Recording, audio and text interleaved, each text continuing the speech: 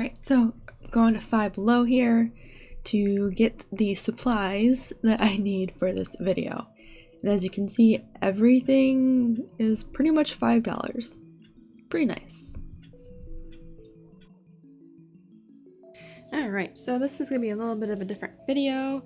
I'm going to be going over like some cheap photo setup if you're on a tight budget. And I'm going to be kind of going over what I did for my pumpkin ornaments on my Etsy shop and how I did that. Because I didn't have a black backdrop available to me at the time. It was being used for something else. So I had to improvise. And I'm like, you know what, this is actually pretty useful. So, basically what I did was I went to a store called Five Below. I think they can ship to you the order online as well. They have a store in pretty much every state. And basically everything's $5 or, well, it's supposed to be $5 and below for everything, but there are some things that are like $10 or dollars or, you know, stuff like that. But it's all rounded up to the nearest dollar. It's pretty cheap.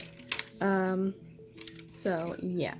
What I did was I bought a black shirt, right? Because I use mostly dark stuff for my backdrops. I don't really use white. So this is the front. It's a cool design, right? And I don't think there's a price tag on this. Thought there was. Okay, well, as you can see here, if it will focus. There we go. Everything was $5. Okay, I got some other stuff. But the skeleton shirt is right on the top there, $5.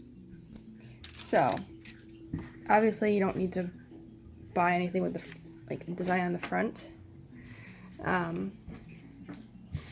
Really what matters is that the back is clear and it's large enough to cover a backdrop for you. And if you want, you can wash it beforehand. I'm not going to do that because, you know, time, and this is just like a temporary video type thing. This does not look as dark as it does in real life. That's okay. But yeah, this is just a plain black t-shirt. I got extra large to make sure I have enough space and enough room to edit further in my pictures. And next, I'm just using blue painter's tape to hold the shirt down. And that's pretty much it. I have natural light coming from my window. I have just the regular lights on. You know, we're gonna do this kind of on the cheap. So right now, I guess this would be a total of like $10. And then you can use your phone to take the picture. And again, this is just this is just a cheap setup for those who are starting off, or maybe you're in a tight schedule and you don't have time to go replace some broken equipment, right? Alright, so I'm going to set this up and show you what you can do for backdrops on the wall. Alright, so as you can see, I set up the backdrop. I pushed my table closer to the wall. I just taped up the shirt. I stretched it out. As you can see, my cat has decided this is for her. You know, but you can already see, like, she just looks really cute there. I did pull another shirt I had just to cover the front here. Only because she's sitting there and I can't, oh my god. Yeah, I think this explains everything. So, as you can see, the tape holds it up pretty well. The nice thing, because it's painter's tape, it's not really going to ruin your wall. And it's not going to ruin the shirt either. And obviously, we don't really care too much about the shirt because it's a $5 shirt that is really only for backdrop purposes, right? And I know that these two blacks look a little different. That's fine. I can always extend this in, what do you call it? Krita or Affinity Publisher or Photo or whatever it is. So, if you have a lint roller and you have animals, I would recommend lint rolling the shirts just to get some of that animal hair out of the way. If you don't, you can just wrap some blue tape around your hand and just kind of pat it in areas that you need to. So I was going to show, excuse me, some actual photography stuff, but I have a cat in the way. So, alright, so with my camera, I'm just going to go ahead and put these here. You know, take pictures. Obviously, this is the bad one. I'll just do the good one. Take pictures of these pumpkin sticker sheets and show you how we can set this up. I'm going to do one laying here on just the shirts, and then I'm going to stick one up here on the backdrop. Like that. I'll use like double-sided tape or whatever I have. Probably the masking tape is to stick it up there. Normally it would be here, but there's a monster in the way.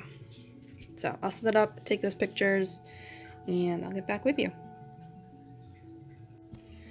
Alright, now that the beast is out of the way, we can set this up a little better.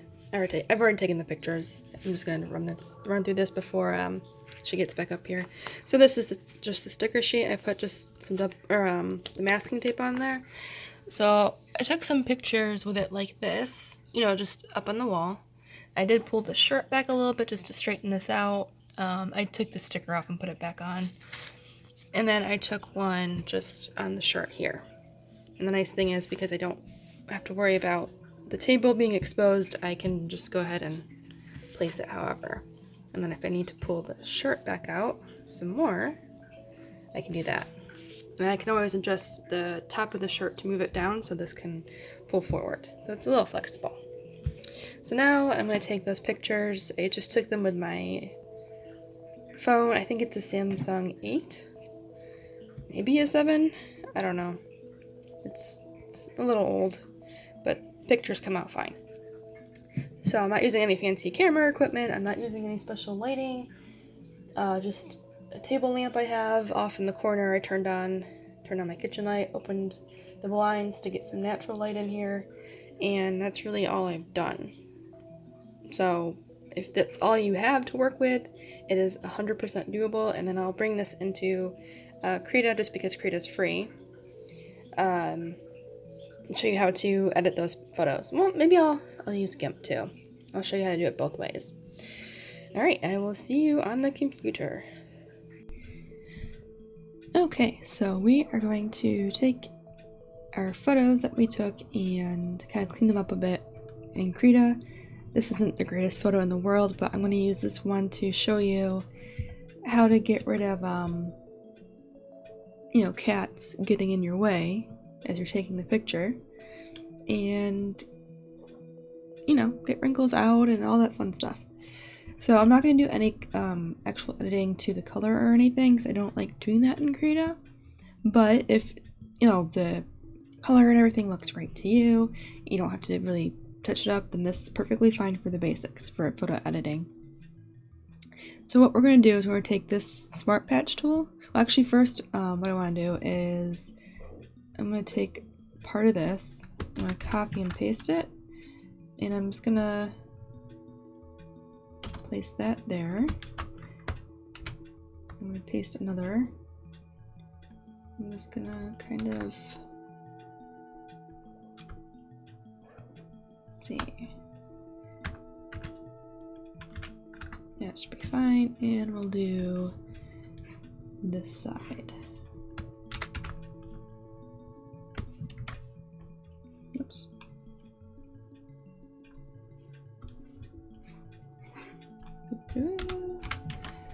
We'll just drag that down. Okay, so now we can use this. So when you have the Smart Patch tool, it's kind of like a clone tool. So you can hold the control key and select, I'm sorry, not the control key. You can just scribble automatically. Thinking about the wrong tool. And I think I showed this in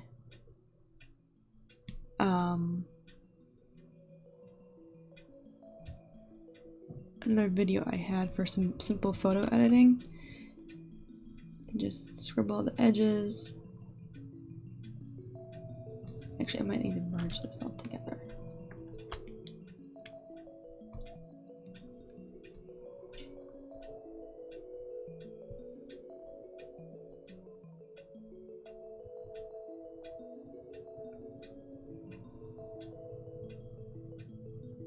we go. So it kind of blurs the edges a little bit. And it's not perfect. Obviously, if you're doing some minor stuff, this is perfectly fine to do in Krita. Come on. It's definitely slow. I think it's because this is just a big image.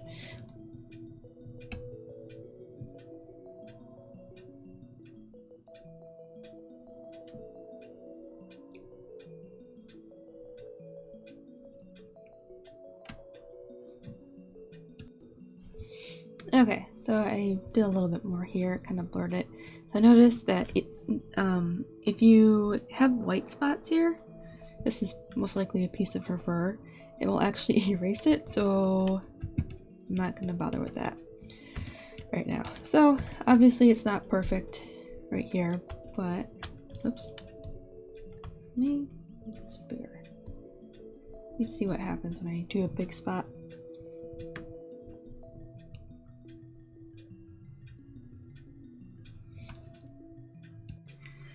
Alright, so I got some more of this area blended together, and if you go to your brushes, there are some presets you can use.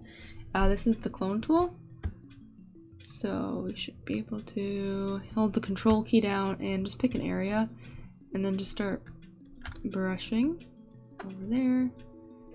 The X is where your brush is going, and the circle with no X is where it's taking the pixels from. So we're going to do that for these areas because the Smart Patch tool doesn't like the white.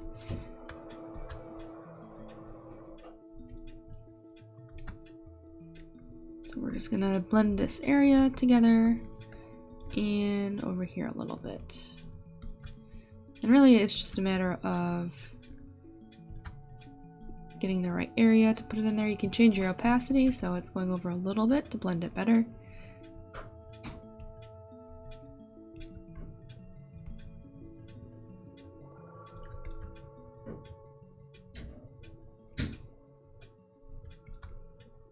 And you can change your brush size, all that fun stuff. And we're gonna do a little bit more over here.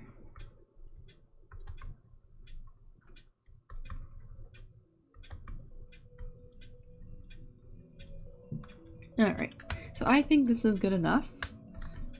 I'm not really worried too much about it being super perfect, especially because if you're doing just some simple product images, you're going to wind up cropping a lot of this out anyway. So if you look at this theoretical crop here, you can see that this is part of where we covered up the cat and stuff like that, and it doesn't look terrible, right? But the more important thing is the content of what you're trying to focus on, like whatever you're selling or whatever's in the picture, more than this. And it just isn't like a word of advice. When you're doing these things, don't clean these up to make it not even related to what the product actually looks like. Only focus on the background for touch-ups or minor lighting and color adjustments to make it more accurate to the real product. Because you don't want to mislead customers or people for what you're doing.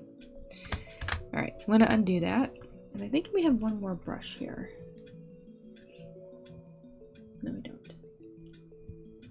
Alright, so as you can see, once more, you have the full image that we went in, extended the background, kind of blended it together a little bit, and then when you go to crop it, that's the final image. So it looks much better, right, than what we had before. And we can always go back in some more and there we go. Blend this in some more.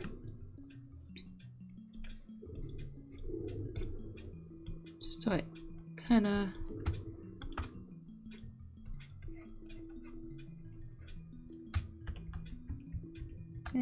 that's fine. Okay. That looks good. Alright, so that's pretty much it for using some tools in Krita to do the photo editing, and then I'm going to switch over to Gimp, which will have a little bit more flexibility with the tools and some more photo editing options. Alright, so now we're in Gimp, and Gimp is specifically for photo editing. Obviously you can paint and draw on it just like Photoshop, but with photo editing it's much better. You have better tools to adjust the color and everything. So if you want to do the hue saturation, you can just go ahead and just use sliders. And it's faster, it's not as slow as in Krita. Not saying Krita is bad or anything, but they're just, you know, some of these photo editing tools are much better in other programs in my opinion. So here, as you can see, I can just use the slider for the brightness contrast. If I need to, I'm not going to do that. I'm just going to be showing how to edit the photo to get out some, some stuff. Oh man, I forgot how to pan in here. There we go, middle mouse button. So we're going to do the same thing as in Krita. We're going to take out the cat. So we need to use our stamp tool. We can do that first. It's the same thing as in Krita. You can use your control key to pinpoint where you want the source to be for the stamp. I'm going to make this bigger, and I'm just going to start kind of making the strokes here. As you can see, I'm slowly getting rid of this area.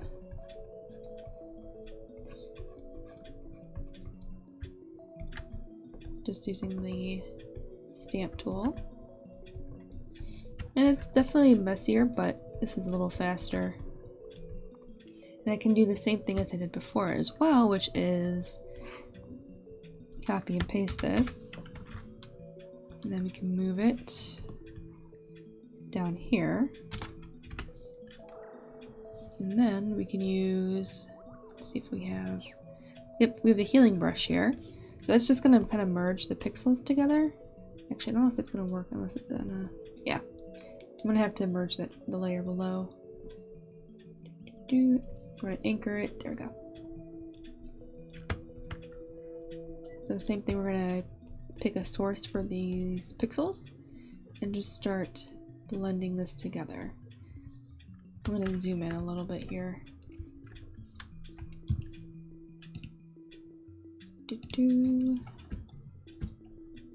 There we go.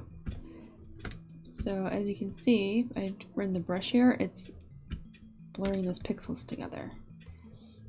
And if I do it around her head, it just kind of blurs that as well. But we kind of don't want that. We want to get rid of that. So we're going to blur the edges where we did the stamp tool earlier. Whoops.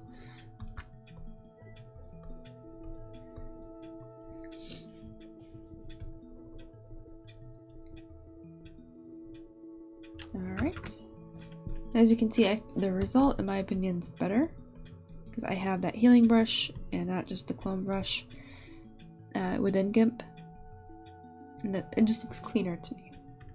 Now it still needs some work. It's still obvious that this was, actually, let me find my navigation. So if I drag this off here, I can kind of take a look and see how it looks in the thumbnail in a smaller way. So I can just go ahead and keep blurring that, and then we'll eventually update. So if I want to blur this some more,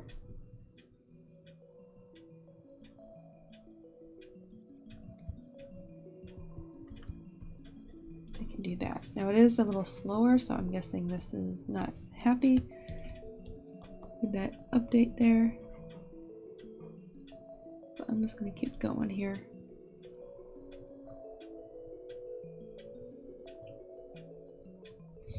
Okay, I think that doesn't look terrible. Alright, so I think I'm good enough right here. I'm not going to be needing all this empty space, so just like before, the crop tool's right here. I'm just going to go ahead and click and drag. Move this down a little bit. And then hit enter. Now in Gimp, when you do the crop, it doesn't it it crops the canvas, but it won't crop your content, so it's still there with the white or the yellow border or those lines there. So if you want to adjust it, you can still go back and move this up, all that fun stuff, which is kind of nice. So I'm gonna go back to my clone. I'm actually gonna fix this down here a little bit. Let's clean it up.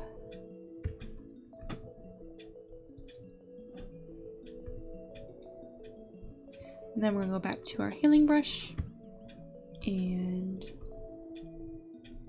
pour that a little bit. Now the healing brush is lagging for me, but I'm not sure if that's just because of this here, because it wasn't doing that when I had the navigation closed.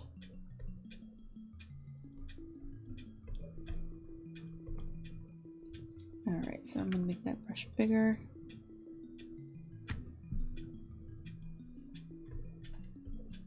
And just kind of clean this up a little bit. So that's pretty much it. You know, it's very simple to do for your backgrounds and to clean up everything when you're after you take the picture. And again, I just used my phone and t-shirt and whatever lights I had around. You know, I didn't do anything fancy. You don't have to use super, you know, fancy equipment when you're starting off. If you gotta use what you have around the house, then that's totally fine. You know, and there are plenty of free programs to go and, you know, clean up the images, make them up a little better. So if I really wanted to, I could, like, this is a blurry photo. This is probably, I just, you know, it's not the best photo, but let me see if I can drag in the other ones I have.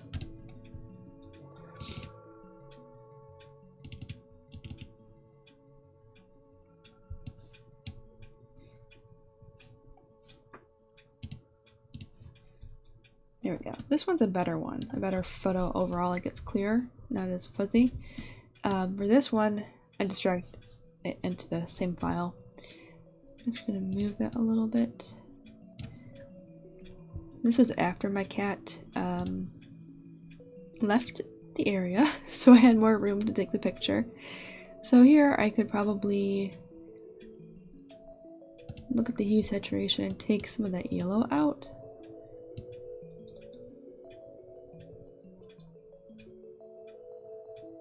Not too much.